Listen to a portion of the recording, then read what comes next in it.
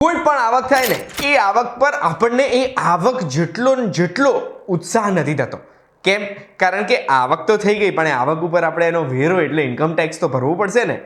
પણ જો તમે જાણવા માંગતા હોય 8 એવી આવકના સ્ત્રોત જે આવક ઉપર આપણે એક પણ રૂપિયો ઇન્કમ ટેક્સ ભરવાનો આવતો નથી, તો એના માટે ધ્યાનથી સાંભળજો. હું તમને એક વાત કહું.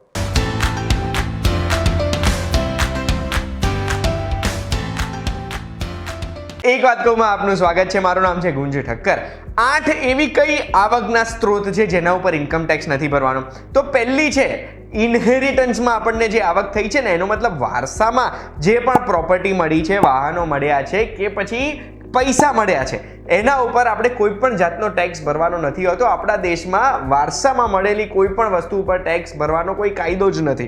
અને એમાં જો અગર આપણને વારસામાં પ્રોપર્ટી મળી છે, તો એ પ્રોપર્ટી જ્યારે આપણે વેચીએ ને, તો એ પ્રોપર્ટી વેચાણ ઉપર long term capital gain tax આપણે ભરવો પડી શકે છે.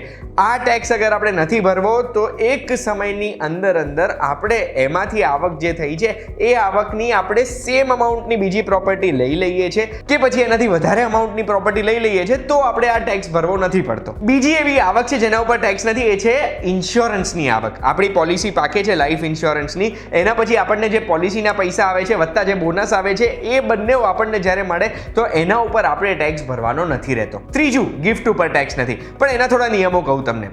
સૌથી પહેલા, ગિફ્ટ એટલે પૈસા મળે, વાહન મળે, પ્રોપર્ટી મળે, જ્વેલરી મળે કે બીજી કોઈ પણ ગિફ્ટ મળે છે જેની વેલ્યુ આપણે જોઈ શકીએ છીએ. એ ગિફ્ટ અગર આપણા કોઈ પણ રિલેટિવ એટલે સંબંધીએ આપી છે ને, તો એના ઉપર આપણે બિલકુલ ટેક્સ નથી ભરવાનો. એ ગિફ્ટની કોઈ લિમિટ બી નથી. કરોડો હજારો કરોડો રૂપિયા મળી જાય ને તો પણ જો કોઈ નોન રિલેટિવ આપણને ગિફ્ટ આપે છે, આપણા કોઈ મિત્ર કે આપણા ઓળખીતા, તો એમાં 50,000 રૂપિયા સુધીની વેલ્યુની ગિફ્ટ છે, એના ઉપર જ આપણે ટેક્સ નથી. 50,000 થી વધારે છે તો એ આપણી ઇન્કમમાં ગણાશે ને આપણા ટેક્સ સ્લેબ પ્રમાણે આપણે એના ઉપર ટેક્સ ભરવો પડશે. પણ જો આ ગિફ્ટ કોઈ નોન રિલેટિવ, એવા કોઈ વ્યક્તિ જેમની જોડે આપણે કોઈ સંબંધ નથી, ફક્ત મિત્ર છે કે ઓળખીતા છે, એ આપણા લગ્ન પ્રસંગમાં આપણને આવી ગિફ્ટ આપે છે, તો એવા સંજોગોમાં આપણે એના ઉપર કોઈ પણ ટેક્સ નહીં ભરવો પડે, ભલે એની રકમ કેટલી પણ હોય. ચોથું છે એગ્રીકલ્ચરલ ઇન્કમ, એટલે ખેતીવાડી કરવાના લીધે કોઈ પણ આવક થાય છે એના ઉપર ટેક્સ નથી ભરવાનો.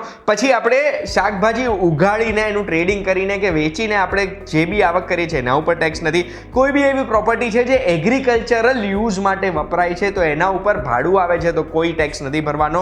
કે પછી એવી કોઈ એગ્રીકલ્ચરલ જમીન છે જે જમીન વેચીને આપણે આવક થઈ છે, ગેઇન થયો છે, કેપિટલ ગેઇન થયો છે, એના ઉપર ટેક્સ નથી ભરવાનો. નેક્સ્ટ છે ગ્રેચ્યુઇટી.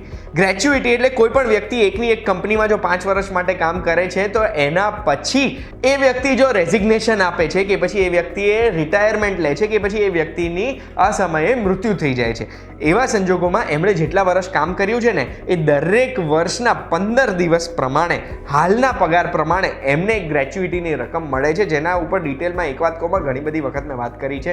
આ ગ્રેચ્યુઇટીની રકમ જો 20 લાખ રૂપિયા સુધી મળે છે, તો એવા સંજોગોમાં એના ઉપર આપણે કોઈ પણ ટેક્સ ભરવાનો આવતો નથી. છઠ્ઠું છે પ્રોવિડન્ટ ફંડમાં જે આવક થાય છે ને, એટલે આપણે ઈપીએફમાં પૈસા કપાઈએ છીએ, પીપીએફમાં આપણે જાતે વોલન્ટરીલી અગર જો ઇન્વેસ્ટ કરીએ છીએ, એવા સંજોગોમાં એની આવક ઉપર આપણે કોઈ પણ પૈસા ટેક્સ તરીકે, આવકવેરા તરીકે નથી ભરવાના હોતા. નેક્સ્ટ, વ્યાજ તરીકે આપણને જે આવક થાય છે ને, એ આવક ઉપર પણ આપણે ઇન્કમ ટેક્સ નથી ભરવાનો હતો. પણ એમાં ઘણા બધા નિયમો છે. સૌથી પહેલા, ફિક્સ ડિપોઝિટ ઉપર એક વર્ષમાં 10,000 રૂપિયાથી ઓછા આપણને મળે છે કે 10,000 રૂપિયા સુધીનું ઇન્ટરેસ્ટ મળે છે ને, તો એના ઉપર આપણે કોઈ પણ ટેક્સ ભરવાનો રહેતો નથી. નેક્સ્ટ, ગોલ્ડ ડિપોઝિટ બોન્ડ ઉપર જે વ્યાજ આવે છે એમાં કોઈ ટેક્સ નથી. એના પછી ઈપીએફ પીપીએફમાં 2.5 લાખ સુધીના વ્યાજ ઉપર કોઈ પણ જાતનું ટેક્સ ભરવાનું નથી રહેતું એક વર્ષમાં. સુકન્યા સમૃદ્ધિ યોજનામાં જે વ્યાજ મળે છે એના ઉપર કોઈ ટેક્સ નથી. ફિક્સ્ડ ડિપોઝિટ સ્કીમ્સ એવી હોય છે જેમાં ટેક્સ ફ્રી હોય છે, એના ઉપર કોઈ વ્યાજ નથી. ટેક્સ ફ્રી બોન્ડ હોય છે, એમાં ઇન્વેસ્ટ કર્યું છે તો એમાં કોઈ પણ ટેક્સ નથી. પછી કોઈ પણ વ્યક્તિએ એનઆરઈ અકાઉન્ટ ખોલ્યું છે, તો એવા સંજોગોમાં એનઆરઈ અકાઉન્ટ ઉપર પણ એમને જે આવક થાય છે, ઇન્ટરેસ્ટ મળે છે, એના ઉપર કોઈ ટેક્સ નથી ભરવાનો. 8મો પોઈન્ટ છે પાર્ટનરશિપ ફર્મ કે પછી એલએલપી એટલે લિમિટેડ લાયબિલિટી પાર્ટનરશિપ ફર્મમાં કોઈ પણ પાર્ટનર છે, એ ફર્મે જો પ્રોફિટ કર્યો છે ને એ પોતાના નામે ટ્રાન્સફર કરે છે, તો એવા સંજોગોમાં એના ઉપર પણ એમને કોઈ પણ ઇન્કમ ટેક્સ ભરવાનો રહેતો નથી. આશા રાખું છું આ વિડીયોમાં તમને 8 આવકની માહિતી મળી ગઈ હશે, જે આવક ઉપર આપણે કોઈ પણ આવકવેરો ભરવાનો નથી રહેતો. આપણા દેશમાં દિવસે ને દિવસે આઈટીઆર ફાઇલ કરનાર લોકોની સંખ્યા વધી રહી છે.